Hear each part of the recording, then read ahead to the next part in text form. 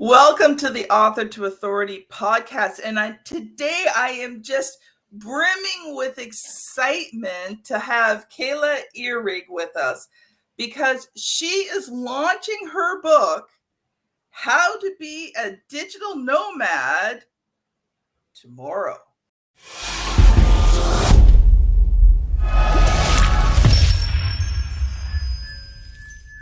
And so it wasn't really planned. We got on to do the podcast and I found out she was launching her book. I'm like, oh no, we're going to help you launch your book. Now, we're also going to talk a little bit about LinkedIn today because that's actually the topic of today's podcast.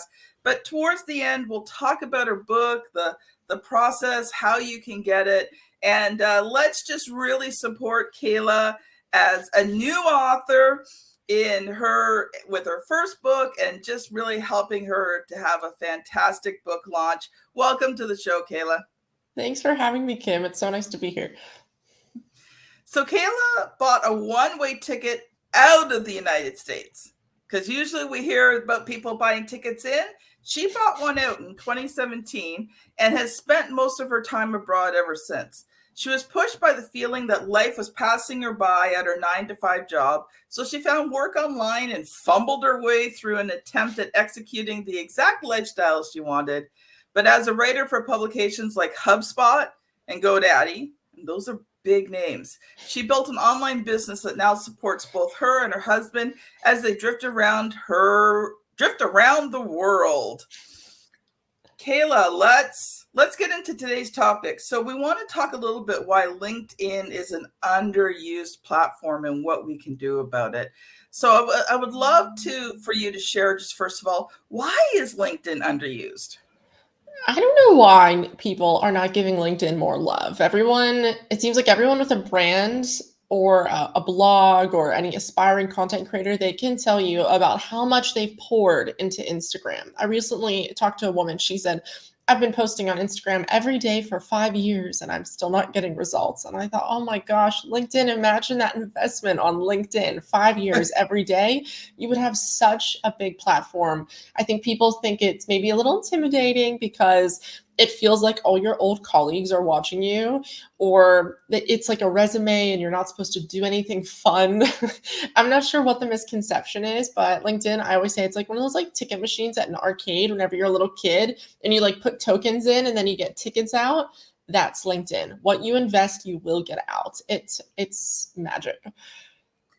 I think people think it's the stuffy social media, for just high-end professionals and maybe those looking for a job. But personally, I love LinkedIn. It is my preferred platform. It's actually where this podcast episode's going live, that and on YouTube. And I think LinkedIn's a great place, especially as an entrepreneur, as a business owner. It's the place I can go and be me. Oh yeah, I love that.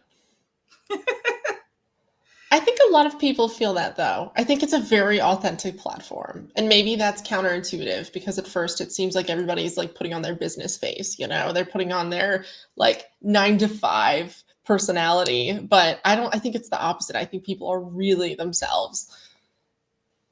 Well, I think, if you're not in like heavily into career, heavily into business, LinkedIn might not be your place. But if you are an entrepreneur, a solopreneur, a freelancer, a professional, a coach, or a speaker, and you're looking for a place where you can be you in your professional side, let's say, so it's not like, I do post the occasional personal thing on LinkedIn. It's not like you can't, but it's where it allows the professional side of me to shine, my authentic professional me.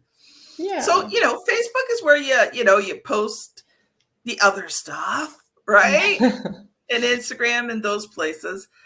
But, I am an entrepreneur. I'm proud of an entrepreneur. It's a big part of who I am. And so LinkedIn for me is home because that's where I get to be and shine as, this major part of me.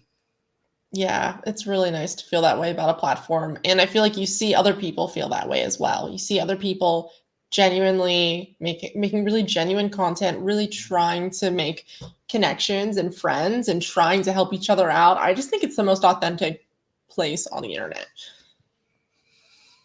Yeah, I agree. So, Kayla, let's talk a little bit about your story. I read a little bit about it in your bio there, but let's go into it a little bit deeper. So, share with us some more about your story. Well, I left the corporate world in 2017, and it kind of what really led me to feeling like I cannot get what I want out of the corporate world was this feeling from my last year of college. Whenever I was a senior in college, 7 people in my life died. And I entered the working world with this super intense awareness that I might get hit by a bus tomorrow. I cannot waste my time.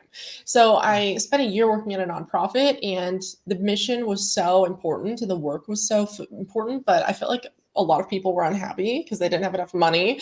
And then I went into the corporate world where people had enough money and some people were genuinely happy, but I didn't feel like it was the norm. And I even asked some colleagues once at a dinner, if you had to do it all again, would you choose this same career field? And only one person said yes. Everyone else said no, they would try something else. And I just thought, statistically speaking, I'm not convinced I can get what I want out of this road I'm on. So I went freelance as a writer and I became a digital nomad and started traveling. I got rid of my apartment and I'm living like that now as well. I did have an apartment for a while in the Netherlands. So I've been abroad for 6 years. I visit the US. I go home and visit, but I haven't lived there since. And now my husband and I, yeah, we have no apartment. We only have 2 backpacks each, and that's all of our stuff. And I couldn't find anyone who regretted traveling. I kept asking everybody, if you went traveling, did you regret it? What were the downsides? And everyone kept saying no one regrets traveling. And I also think that entrepreneurs say it as well. Entrepreneurs who succeed at running their businesses, no one tells you that everyone tells you it was worth it. So to me, it felt like the safe bet of, yeah, looking back without regrets on how I was spending my time. Well, and the thing is too, is that it was a little bit easier for you. Not that you can't do it with kids, but it definitely has a lot of Easier complications when you than have ever. kids. When it's just 2 of you, definitely makes it a little bit easier to live that nomad. But the way I look at it too is that it's not just about being able to travel. Like you can be in your own home and still be a digital nomad, Yeah, right? Because yeah. If you're it's working bucking the online, norm. yeah, absolutely. I love it. So, how did you end up writing for HubSpot and GoDaddy? I got those through networking. So I was publishing my own writing already on my website, writingfromnowhere.com. I started that as I wanted a blog. I saw a lot of people making money from blogging, and I thought that's interesting. I didn't set out with this attitude that I was going to retire on my blog and that would be my big money maker. But I thought, you know what? I don't know what's there and I want to find out. So I started writing for myself and I learned SEO and I learned how to write digital content people wanted to read. I came from the print world. Well, I wasn't there very long, but I did write for a newspaper. That was my first writing gig, was doing a daily newspaper. I didn't spend a lot of time there, but I thought, oh, I don't know how to write for the digital space. So I think I want to learn. And I spent years improving my writing, like a good 2 years writing for myself before anyone paid me to write for them. So I think that's an important note. It's not like I just woke up one day and decided to write for some of these huge publications. I had to kind of go through my own little training period there. And then I met people who liked my writing and they said, oh, well, hey, actually, I know that the editor here is looking for a new writer. Do you want me to introduce you? And I already had a portfolio that spoke to my abilities. And that is the thing that made these new opportunities available to me. Let's unpack that a little bit because you shared a few things there, which I think are critical in terms of, well, especially freelancing, but even just, building a business. You didn't start writing and just started writing for HubSpot and GoDaddy. You practiced your skill, you refined your skill, you learned new things that you needed to know to make that skill sellable. Yes, you nailed it. Yeah, I think if you think about doing something for the first time, and I meet people who have never published work online, they've never published writing on the internet, and they tell me that they send me messages sometimes that say, I really want to write for HubSpot. Can you introduce me to your editor? And I think it's good to think about trying to sell your first attempt at anything. Like, if someone offered you money to make them a wedding cake, would you say, all right, sure, why not? And then make your first wedding cake ever and try to sell it? I think it's good to have that kind of 10,000 hours mindset that you need to do something for 10,000 hours before you're professional. And that number has been like thoroughly debunked. 10,000 hours specifically doesn't mean anything, but it's the mindset that practice is important and it's necessary, and you're getting better every time that you do it. And the thing is that, I truly agree with that, but I think you can still be making money while you do this. It's Yes, just yeah. you're not going to instantly go from never writing anything to writing for big companies, or writing a best-selling book, or writing social media content that's viral. Like, that kind of stuff comes with time, and sometimes networking, and like there's more than just the writing. You have to build a network. You got those jobs because you knew the right people, and when the time was right and you had proven yourself and the opportunity came, it wasn't luck that you got it. You had preparation. Yeah, yeah. None of these introductions either came quickly. Like the person who introduced me to the GoDaddy editor, I knew her for I think 3 years. It's not like I sought these people out because I wanted them to open doors for me. We were just genuine. We became genuine friends, and I think that that's what a lot of people are doing right on LinkedIn. They want to hop on. It's called a coffee chat on LinkedIn, where you hop on Zoom for 30 minutes and you just get to know somebody. There's no sales pitches, and it doesn't even have to be about business. It can just be about getting to know each other, but you are forming actual relationships. And that's what networking is. I just recently wrote an article for HubSpot on networking. And one of the sources, his name was Adam Connor. He called it your friendship 401k, and how valuable that like bank of, it is. And I just love thinking about it that way. I think it's so healthy. I couldn't agree with you more. And I think, that's one of the things you can do about LinkedIn. It is a platform where people want to get to know each other. They want to make those professional connections. They want to build that network of people.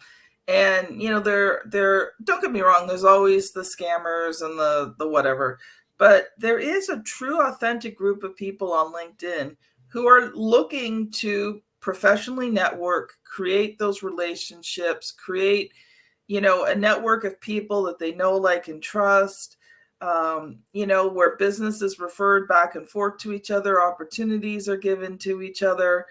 And that takes time and effort. It really does. Yeah, it's not something that is going to come right away. And I don't think it's wise to see it as such, to kind of go into like a short-term mindset. Like in January, every year, January 1st, everybody opens up LinkedIn and makes a post about how they're going to post every day on LinkedIn for a year and build their network. And most people quit by March.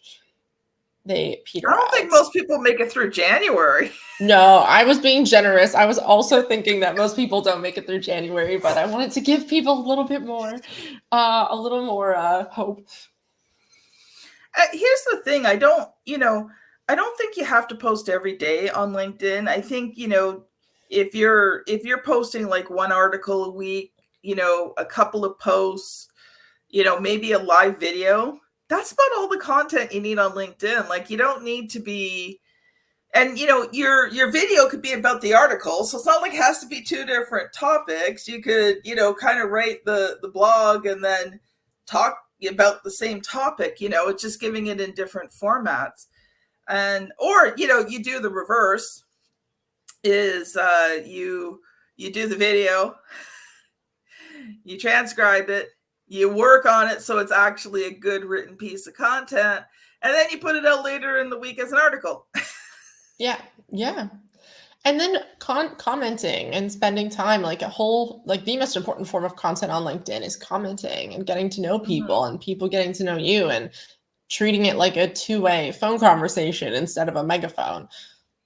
Yeah, I agree. Well, we are going to take a short break here.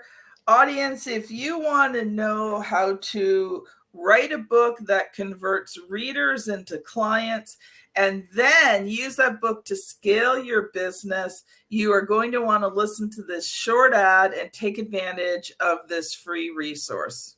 Writing and publishing a book that converts readers into client and scales your business is hard, but it doesn't have to be. Get my free checklist at bit.ly/create and scale that will show you what you need to do to have your book become a well-converting lead generating tool. Welcome back, Kayla. We've just been talking about LinkedIn. We've been talking about, what you can do to really make it work. And, it's things that people don't talk about too much. I mean, they always talk about, the what I call the shiny objects, like you get this thing and you just plug it in and it does all the work for you. And, you've got thousands of LinkedIn followers. And, first of all, what they don't realize is that LinkedIn will ban you for using that stuff. They don't ban the companies that create it. They just ban you when you use it. So when they say that LinkedIn allows it, technically, yes. Yeah. But what they don't share with you is the fact that in the terms and conditions that if you use it, so, I think one of the biggest things that we were just talking about is the authenticity.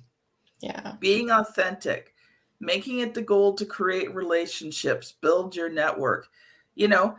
From the content side, create content that, is meaningful. Yeah, absolutely. And things that other people can engage with. I find that content that people can react to easily does really well because it's an easy conversation to start. And like one of my most viral posts or posts that got the most engagement was I asked, what's something that if we met in real life, everyone says to you? Because you might not hear that ever online. And I've had friends for years who I've had like real friendships online, but they don't know how tall I am. But I'm 6 feet tall. If we met in real life, you would say, wow, you're so tall. So I said that Yeah, one day. me too. I'm 5'10" and a half. Oh yeah, okay. You can yeah. So, but it's funny how online you could be friends with someone for years and not know that. And I said, well, what's one thing if we met in real life that people that I would probably say to you, but I don't know online. And that little thread got so much engagement, and I was getting messages and comments for days about how tall people were. There was quite the diversity. I had no idea. It was just fun. It was human conversation and it was really easy to engage with. And I think that that's like a real no-brainer on LinkedIn. Well, I want to shift gears here because I want to make sure we've got lots of time here to talk about your book. So it's going to be called How to Be a Digital Nomad. So first of all, why did you write the book? I'm really passionate about the conversation about digital nomadism and not like the new conversation. So since 2020, a lot of people are now aware of the lifestyle.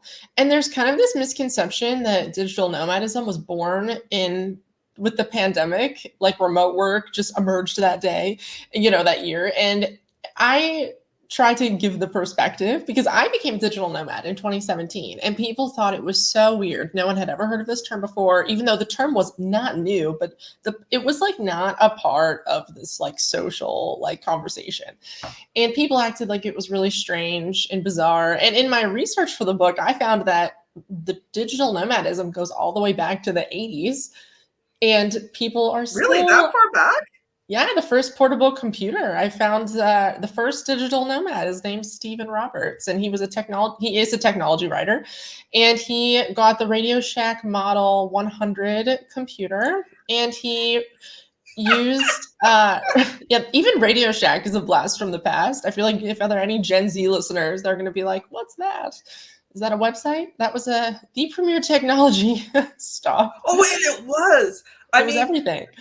My dad was into computers in the 70s. Okay. I was the only kid with a computer. The only kid. Most people didn't even know what computers were. And I had one in my house. and Radio Shack, Yeah. Trash 80 computer, didn't even have floppy drives. Okay, so some of you Yeah. listening don't even know what floppy drives are. Well, these were the computers before floppy drives, where you had to manually program in, like you typed in the program, hoped you got it right, because if you typed one thing wrong, the program would not work.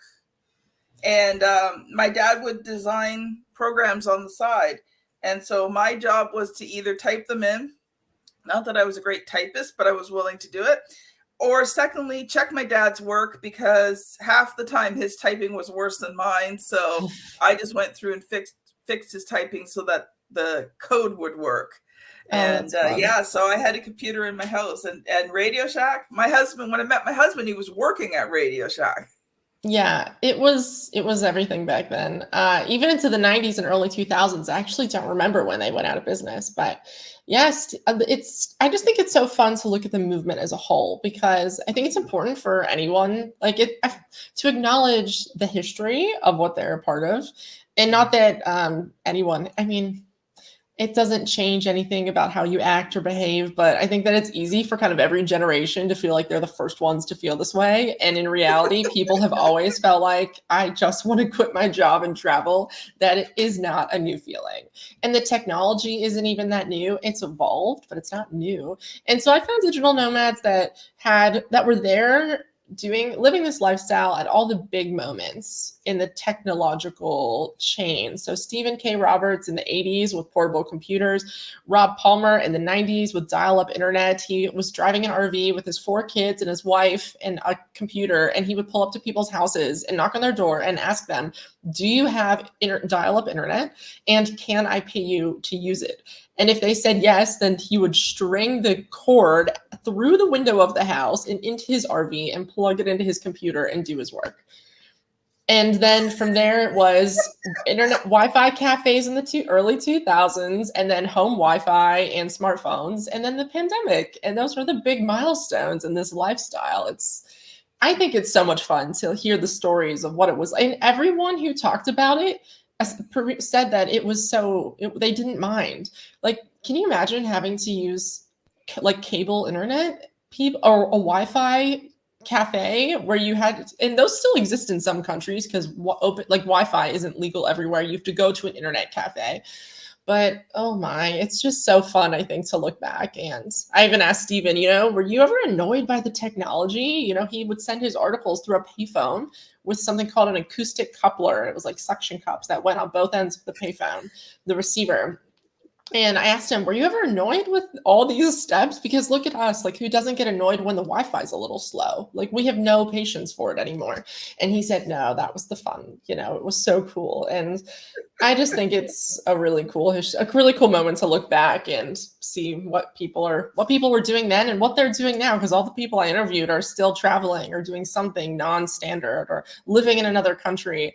And I think it's just a really cool group of people to join. And I think everyone who becomes a digital nomad, it's nice to look back and see we're not new, this isn't a new thing. There's a cool backstory, and you're just the latest chink in the chain of people who thought, I'd like to do that. I'd like to travel, and it's nice to make some money as I go.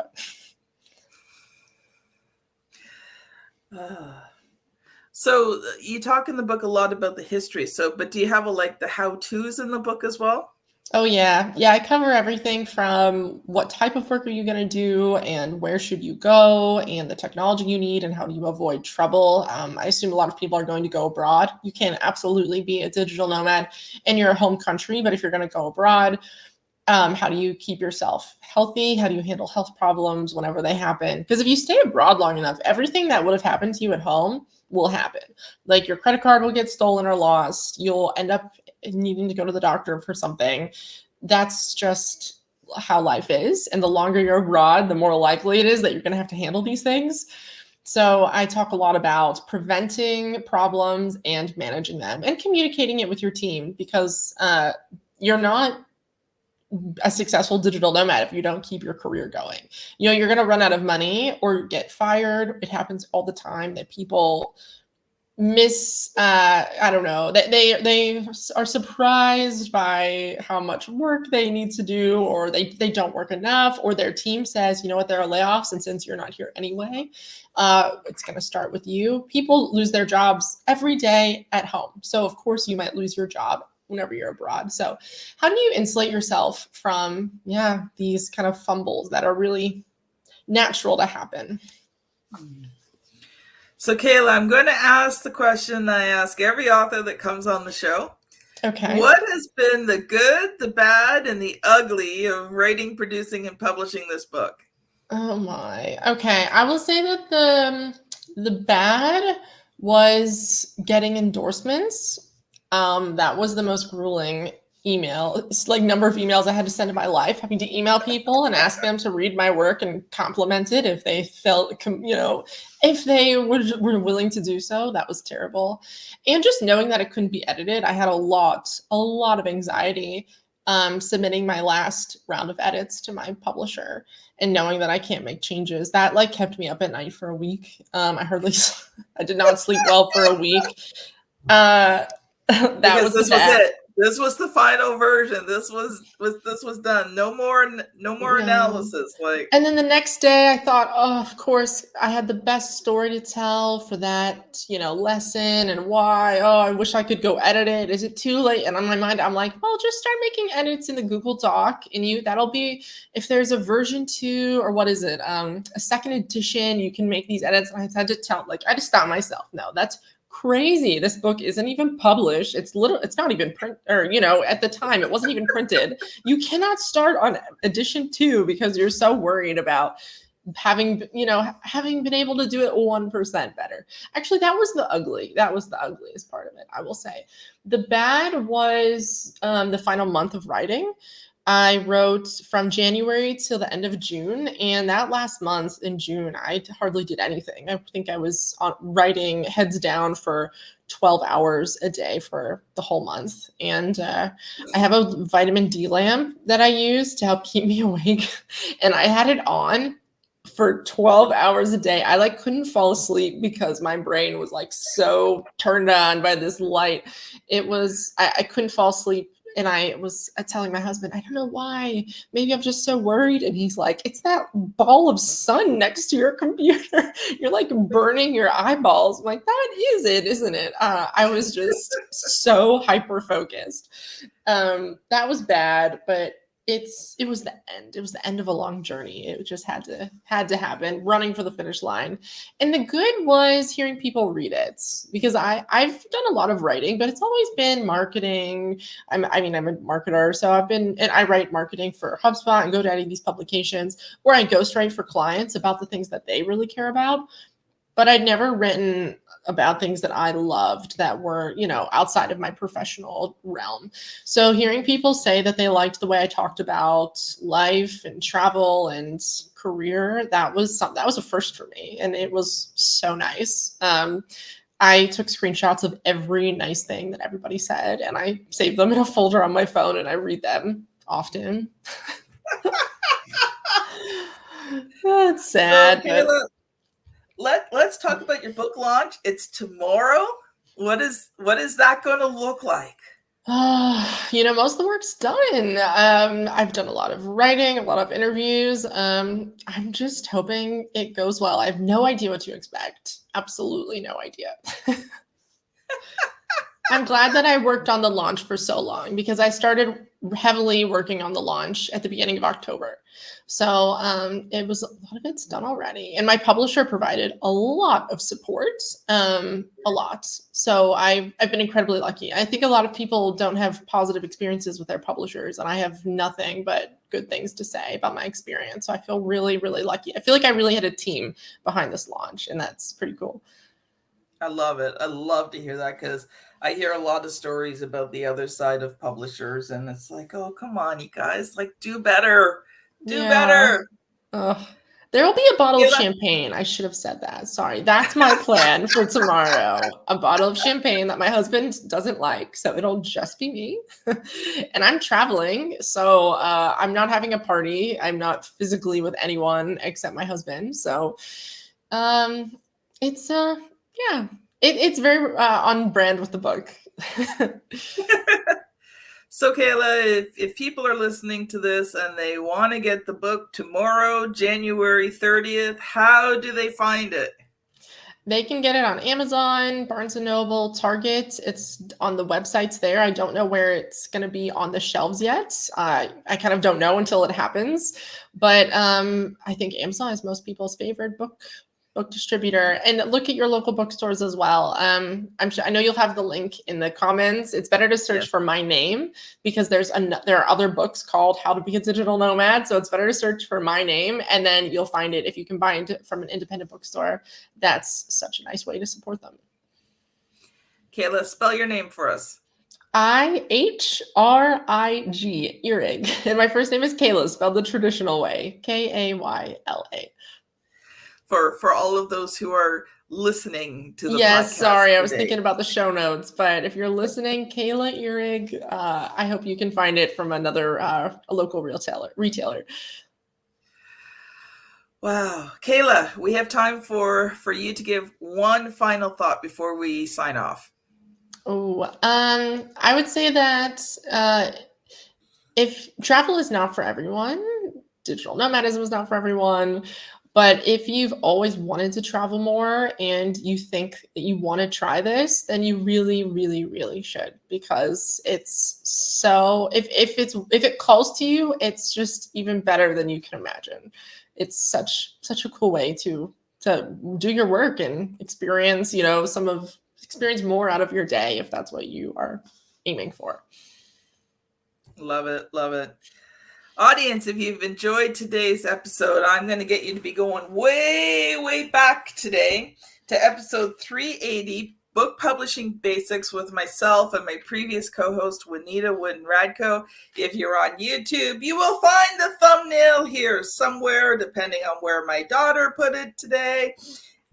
And if you're on your podcast app, you're probably going to be scanning back probably 80, 90 to 100 episodes, because I'm not quite sure what episode number this one is yet, because it's being filmed way ahead of time. But scan back, because we really dive into book publishing. And if you have thought about writing a book, this will give you some great basics to get you started. Audience, thank you so much for listening, and we will see you on the very next episode. Bye now.